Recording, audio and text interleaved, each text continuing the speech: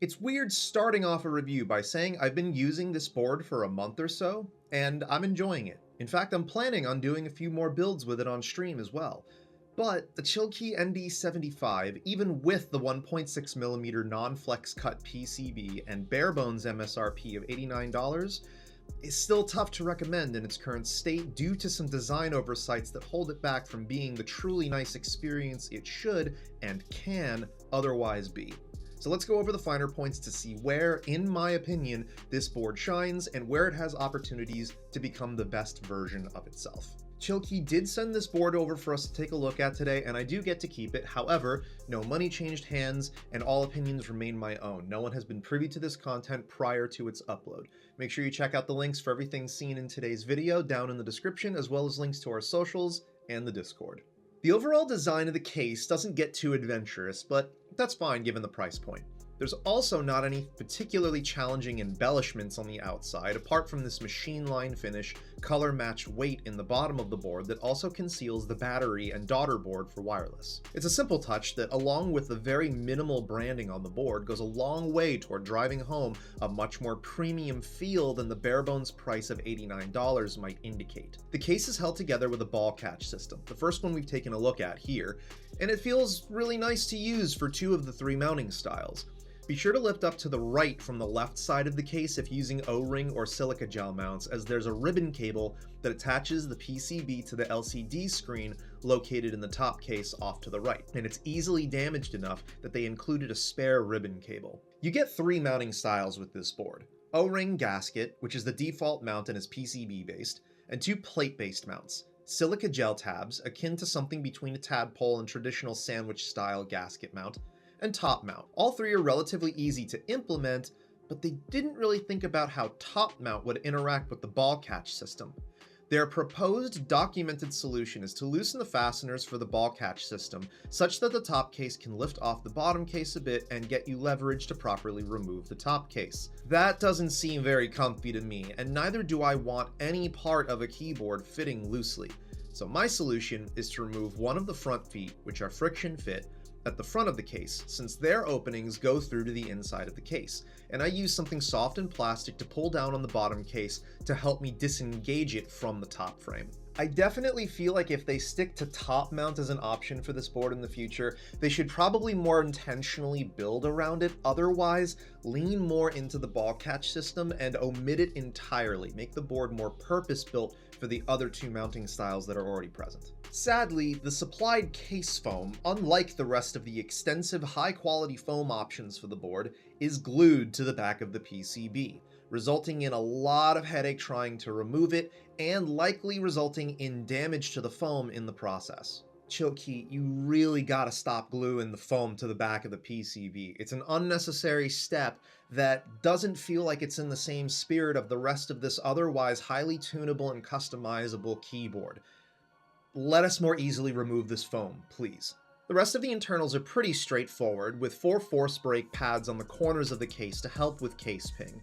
The PCB connects to the daughterboard via magnetic pogo pin connectors, which would have been pretty awesome if the connectors for the main PCB weren't connected to it via another ribbon cable. I suspect this was done to account for all three mounting styles, which may vary ever so slightly in their distance from the bottom of the case compared to one another. It's also possible this was a last-minute thing where they wanted to add this sort of connectivity, but this PCB was already being produced and they didn't have another way to do it that wouldn't have increased the cost of the board. The PCB is otherwise pretty well made and features 1.6mm thickness with an optional 1.2mm flex cut PCB. But don't get that one. And there's fairly bright per key RGB with the option for stepped or regular caps lock, though it does have an otherwise locked 6.25U bottom row layout and no other layout options, so take that as you will. I kind of can't help but think that a simpler daughterboard JST cable would have been a simpler, easier to implement solution for everyone involved with this project.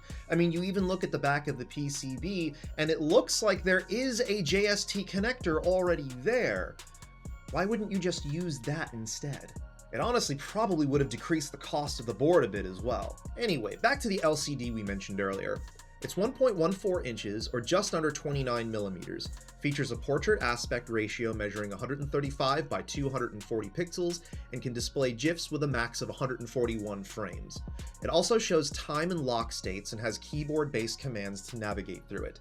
Sadly, as you can see, my screen presently lacks the ability to tell time properly, though I have since gotten with Chilkey and they are sending a new screen over that should resolve this issue. So if you're experiencing something similar, make sure you head over to their Discord server and open a support ticket so they can walk through some troubleshooting steps and either help resolve your issue or confirm there's a problem and help get you sorted. Technically, there's no replacement piece for the LCD in its frame, yet they're both independent pieces from one another and they're both attached separately to the board. So theoretically, it is possible to make something homegrown for this spot. We'll revisit this in a future project. Now, let's talk about the stock polycarb plate. It comes standard with compatibility for plate mount and PCB stabs, at least on paper, and comes with 4 pre-lubed plate mount stabs, all of which were grotesquely over-lubed, and yet somehow they still ticked. We opted to replace these with Wuche Studio's Stupid stabilizers, a brand I've been having some pretty good experiences with so far, but things didn't initially pan out here. Despite the PCB featuring support for PCB mount stabs, every stab cutout was too tight-fitting around the Stupid stabs, specifically at the front and rear of the housings, which led to poor stab fitment, odd pressure being applied to the front and rear of the stabilizer housing, and odd tuning issues as a result. The enter key was the most egregious of the bunch. The cutouts for the plate mount stabs were facing the opposite direction they face for PCB mount stab orientation, which leads to the front of the housing sitting way too close to the plate. This meant the plate was resting on the leading edge of the stab housing and pressing into the housing, which made the plate sit awkwardly and cause everything in that region to be off-axis relative to one another, which led to an enter key that just never felt or sounded quite right, despite having worked flawlessly on past builds. The fix ended up being heavy trimming and filing of the plate, which, in my assessment of this product as it ships, does unfortunately mean the switch plate for ND75 does not get a passing grade. Chilkey at a minimum needs to revise the plate file and flip the orientation of the stabilizer openings for the enter key so that at the very least we have those fitting correctly, but they kind of also need to open these up a little bit more, at least at the front and rear of the housing openings to make sure PCB mount stabilizers can fit correctly. This isn't just a me thing either. Someone else in the community was doing a live stream of their ND75 and encountered the exact same issues I did, only they were using Type Plus stabilizers instead. That said, if you got the tools, the time, and the know-how to work your way through all of this like I did, the finished board turns out to hit well above its price point, even without the presence of foams. Let's take a listen to our completed build with each different mounting style, Pleiades Subaru V2s from Zenclack and GMK Minimal Round 2.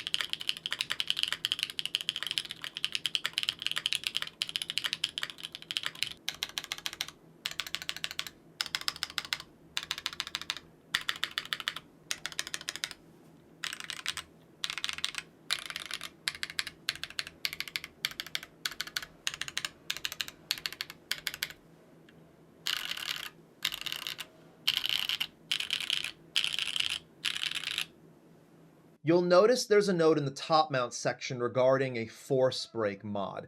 During my testing and recording for this video, I observed some case ping that I wasn't observing during the live stream previously, coming from the FRA region of the board. I did have to use some electrical tape to force break the case near the back, and it largely corrected it for the silica gel and O-ring mounts, but I found top mount still has some odd case ping around the F9 region of the board, which is unfortunately right where the top mount position is located.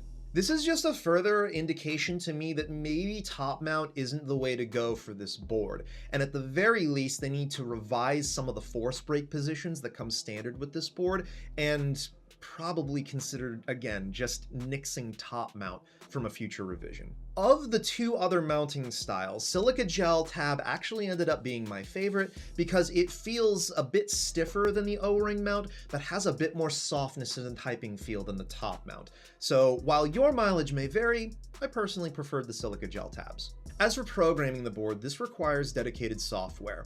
It looks like all the other software we've seen before, and you don't technically need it to run the board, but you do need it to change the LCD images and reassign keys, as well as sync the time display to your PC. At this time, there's only a military time option for time format. The software also appears to work with any of the board's wireless modes outside of the LCD screen uploads, which is nice. Speaking of wireless, the switch to turn wireless on or off with the board is well placed, being under the right shift key. This is nice since now it means you won't accidentally leave caps lock on or tab into a different window and not realize it when replacing the keycap. This board is far from perfect. It's got clear indications of design and feature set pivots that happened at awkward stages of product development and production or were otherwise forced to hit marketing buzzwords, and there's appropriate amounts of headaches associated with that. There's plate fitment issues for PCB mount stabs, a cheap-feeling pogo pin connection that feels sort of like an afterthought, awkward case disassembly and ping when using top mount, and case foam that's glued to the PCB. Yet while it's tough for me to recommend, once I worked through those issues, the ND75 quickly became a board that I keep coming back to and using basically everywhere, thanks to the things it did get right. Wireless connectivity makes it easy to take between setups, though I wouldn't travel with it. The sound of the board without foam, thanks to the fatty 1.6mm PCB and overall decent case build quality when used with the right mount, is also pretty good.